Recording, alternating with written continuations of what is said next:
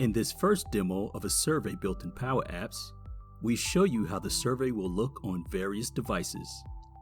We navigate through the survey from a user's perspective, and we'll show you two of many features available for capturing and validating data. For tablets, we have 5 preset formats, as well as customizing the width and height.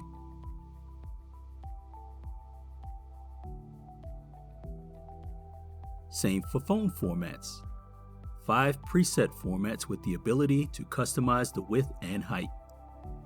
And of course, formats for laptops and computers. The survey can be set up in different layouts. On the left, we have a view-only list of all the questions.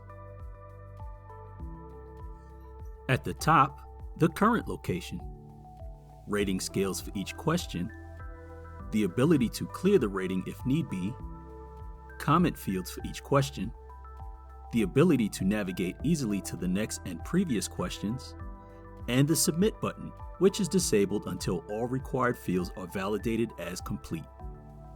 Starting with question 1, we see an X indicating that we have not selected a rating.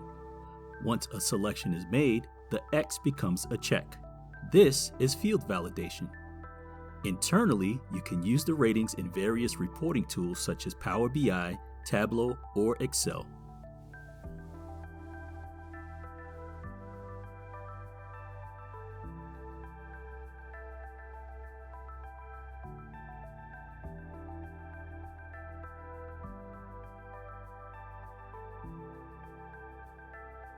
Fast forward to question 8, and we see an example of how validation works.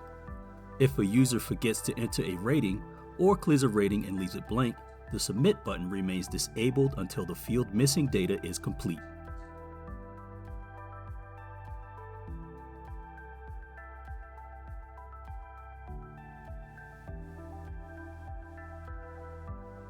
On submit, the user is taken to a success screen, verifying that the survey has been submitted.